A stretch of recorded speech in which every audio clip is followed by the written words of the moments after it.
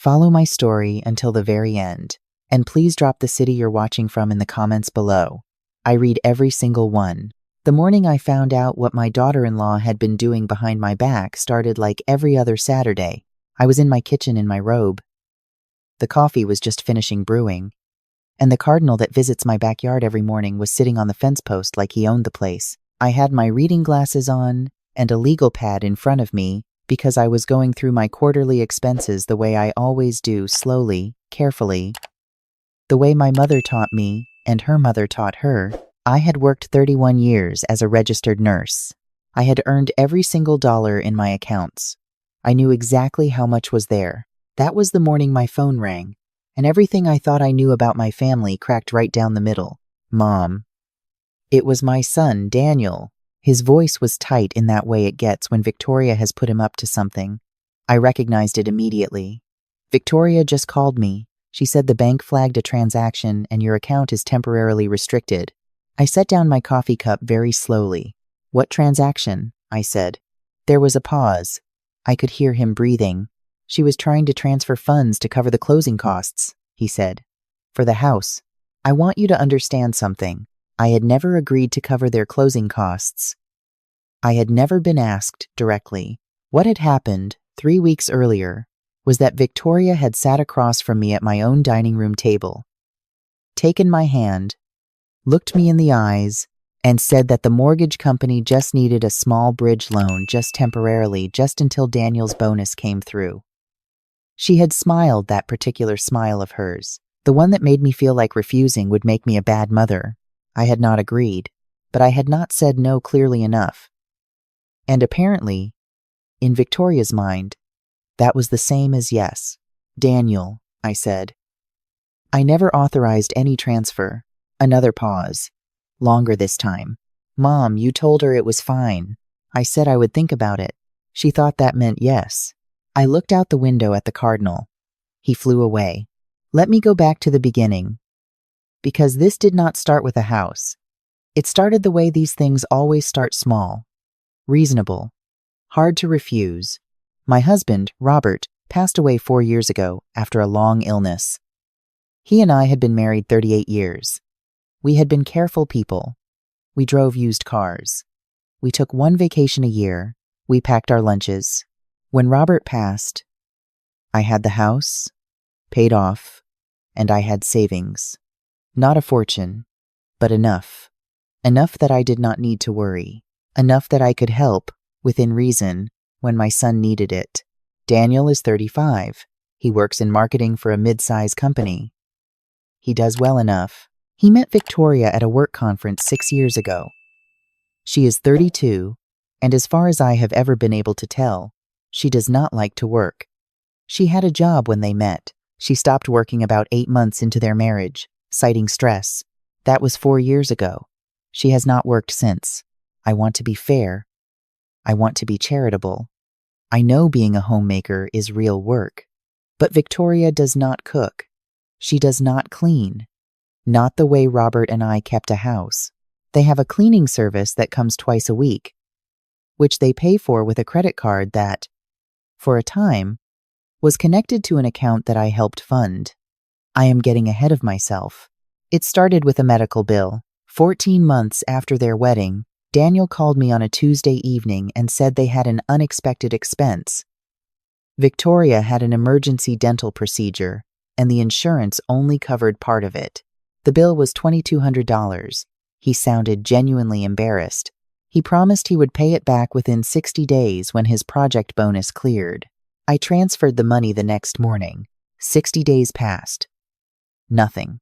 I brought it up gently, the way mothers do. Daniel said the bonus had been delayed. He said another 60 days. I said all right.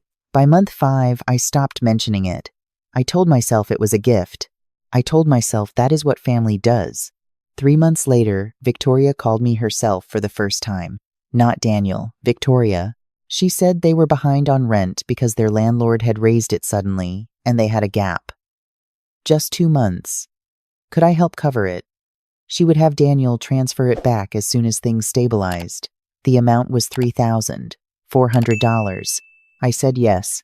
I am not going to list every single instance over the next 2 years, because there were too many and listing them makes me feel like a fool. There was the car repair, the vet bill for their dog, which was $1,200, a security deposit when they moved apartments, groceries, more than once, the trip to Florida they took for Victoria's birthday that Daniel told me was a work conference until I saw Victoria's Instagram photos of them on the beach with cocktails in their hands. By the time I sat down one evening in January with my own account statements, something I had been putting off, if I am honest with myself, because some part of me did not want to know, I added up $27,600 over 22 months. I sat with that number for a long time. I want to tell you that I confronted them immediately. I want to tell you I picked up the phone that same night and said enough. But I did not. Because Daniel is my only child. Because Robert is not here. Because the house gets very quiet in the evenings. And because Victoria had a way of making me feel that needing to be paid back made me a small, selfish person. What I did instead was call my friend Patricia, who has been my closest friend for 26 years. Patricia is not gentle. Patricia is a retired school teacher who once made a parent cry in a conference by simply reading their child's attendance record back to them in a neutral tone of voice. "Margaret," she said, after I read her the total, "you already know what you need to do." "I know," I said. "Then do it." I told myself I would talk to Daniel at Sunday dinner. I made his favorite pot roast, mashed potatoes, green bean casserole. Victoria picked at her food and spent most of dinner looking at her phone.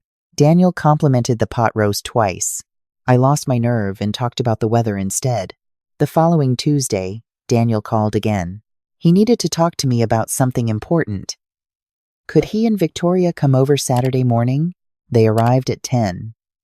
Victoria was wearing new boots, the kind with the designer label on the side. I noticed because I had been noticing things more carefully lately. They sat at my kitchen table. Victoria had brought a folder. A folder. She opened it and spread out papers as though she were presenting a business plan, which, I understand now, is exactly what she was doing. They had found a house. A real house, she said. Not an apartment. 3 bedrooms. A yard. In a good school district. She said school district in a pointed way that meant she was implying grandchildren, which was manipulation, but effective manipulation. The purchase price was $380,000. Their pre-approval required a down payment they were short on. They needed $40,000. I looked at the papers. I looked at my son. He was looking at the table. "Victoria," I said, "I don't have $40,000 to give you." She smiled. "We're not asking for a gift, Margaret. We're asking you to co-sign. Your credit is excellent. The bank just needs your name on the paperwork. You wouldn't pay anything. Co-signing. I want every person watching this to hear me very clearly. Co-signing means if they miss a payment, any payment, it is my credit, my financial standing, my problem." I knew that, but Victoria said it like it was nothing, like putting my name on a $380,000 mortgage was the same as signing a birthday card. I said I needed time to think. Victoria's smile stayed in place but changed behind her eyes. "Of course," she said. "Take the time you need." She gathered her folder. They left. I called Patricia before their car was out of the driveway. "Patricia," I said, "I need to talk to a lawyer." She said, "I'll call you back in 10 minutes with a name." The lawyer's name was Susan Hartwell. She had been practicing family and estate law for 22 years. I met with her the following Thursday, and I brought my bank statements. All of them, 22 months of transfers, each one I could name and date and describe. Susan listened without interrupting, which is a skill I have always admired. When I finished, she asked me 3 questions. Had I signed anything? No. Had any agreement been put in writing? No. Did my son have power of attorney or access to my accounts in any form? No.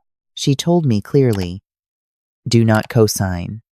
She also told me something else. She said that the pattern of transfers I had described, combined with the cosign request, was worth documenting carefully. She said words I was not prepared for. Financial elder abuse. She said I should not be dramatic about it, but I also should not be naive. I was not dramatic. But I was no longer naive. I went home and I did 3 things. I called my bank and changed my account passwords and security questions. I set up 2-factor authentication on everything, and I started a file folder, physical paper. The kind you can hold with printed statements and a written log of every transfer, every date, every stated reason. 2 weeks later was the Saturday morning. Daniel called me about the restricted account. The bank had flagged an attempted external transfer, $14,000, that I had not authorized. Someone had tried to initiate it using the account number and routing number from a check I had written Daniel 8 months earlier for the so-called car repair. They had saved it. They had tried to use it.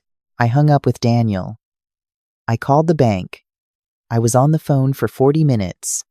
The transfer had been flagged automatically and had not gone through. My money was safe. I confirmed every security measure on my account. The fraud department noted the case. Then I sat down at my kitchen table, in my robe, with my coffee gone cold, and I felt something settle in my chest. More like the feeling you get right before you finally say the thing you should have said months ago.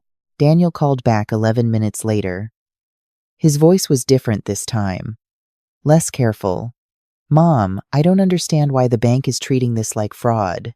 Victoria was just trying to move things along. She thought you had already agreed."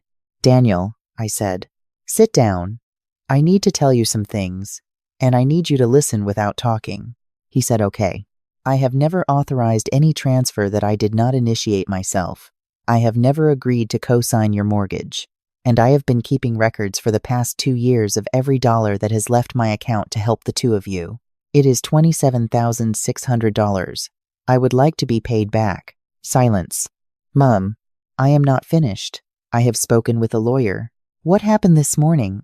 Someone using my account information without authorization has been reported to the bank's fraud department. I did not file a police report. I want to give you the chance to handle this differently. But Daniel, I need you to understand that I will protect myself." More silence. Then, Victoria didn't. She wouldn't. She thought. "I know what she thought," I said. "I need to know what you think." He did not answer that question. What he did instead was come over. Without Victoria. 2 hours later, he sat at my kitchen table, and he looked like a man who had been awake for several days, even though it had only been a morning. He looked like my son. He looked like the little boy who used to bring me dandelions from the backyard because he thought they were flowers. I made him coffee. I sat down across from him. "How much do you actually know about what she's been doing?" I asked. He was quiet for a long time. Then he said, "More than I should have let go on this long. I want to tell you," he said more. "I want to tell you he had a complete reckoning right there at my kitchen table. That he apologized fully. That he said everything I needed to hear. But grief is not that clean. What he said was enough to tell me he was not completely lost. And that it had cost him something to say, even that much. I love you," I told him. "You are my son, and I will always love you. But I will not be managed, and I will not be a financial resource. I am your mother, not a bank." He nodded.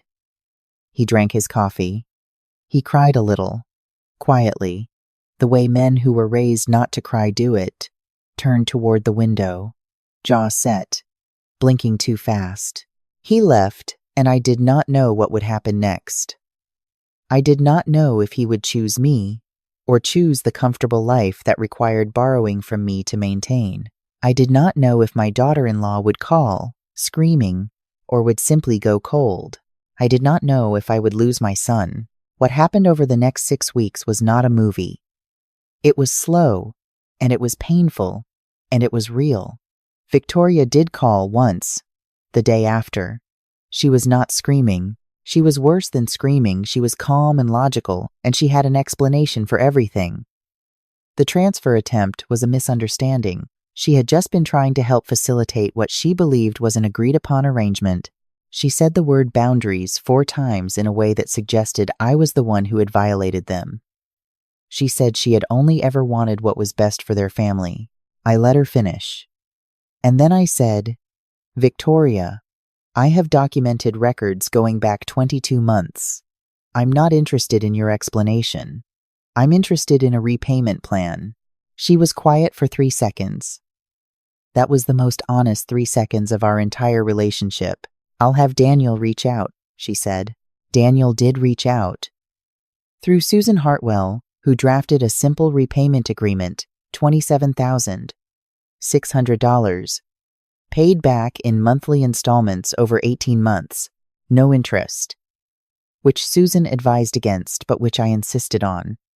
Because I was not trying to punish my son. I was trying to establish that money between us was real and had weight. They signed it. Both of them. Victoria's signature was smaller than I expected. I want to tell you about the thing I found, because it is the part that still sits with me the most strangely. 3 weeks after the agreement was signed, I was cleaning out my home office, something I had been putting off since Robert passed, and I found a notepad tucked between 2 binders on my bottom shelf. It was not mine. The handwriting was Victoria's. It was a list, property values in my neighborhood, my address, the phrase, estate planning conversation, with a question mark, and below that, a series of numbers that, when I looked at them, appeared to be calculations around the value of my home. She had been in my office. She had stood at my shelves and made notes. I do not know when. I do not know how many times. I sat with that notepad for a very long time. I called Susan the next morning, and we had a different kind of conversation. One, about my will, about the deed to my house, about what it means to plan carefully when you are 64 years old and your husband is gone and your son has made choices you did not foresee. I am not going to tell you every decision I made in that conversation, because some things are mine to keep. What I will tell you is that I made decisions. Clear ones. On paper, witnessed, filed. Patricia came over that evening. I made tea. We sat on my back porch and the cardinal came back to the fence post, same as always. "How do you feel?" she asked. I thought about it honestly before I answered. "Lighter," I said. "Sad, but lighter." She nodded and we drank our tea. Daniel and I still talk. It is different now, more careful, less easy. The way things are after a bone heals, but the fracture line is still there in the x-ray. He came over for dinner last month, alone. We did not talk about Victoria or the money or any of it. We talked about his job and about Robert and about the summer Daniel was 9, and we drove to the Great Smoky Mountains. And he refused to get out of the car because he had read that there were bears. We laughed about that. It felt like finding something I had thought was gone. I do not know what his marriage looks like from the inside. I do not know what conversations he and Victoria have had that I am not part of. What I know is that when he left that evening, he hugged me at the door for a long time without saying anything, and that felt like its own kind of accounting. If you are watching this, and you are in a situation where the people you love are asking too much more than is fair, more than you can afford, more than they have any right to expect, I want you to hear this from a 64-year-old woman who learned it the long way. Saying no is not the end of love. Saying no is sometimes the only way to find out if what you have is love or if it is just convenience dressed up to look like family. I changed all my passwords. I updated my documents. I take my coffee on the back porch every morning. The cardinal comes back every day, like he never doubted he was welcome. I never gave anyone access to my accounts again. And I am fine. I am more than fine. If this story made you think of someone you know, share it with them. Leave a comment below and tell me what you would have done. I read every single one, and if you haven't already, please subscribe to Her Family Stories. There are more stories coming, and I would love for you to be here for them.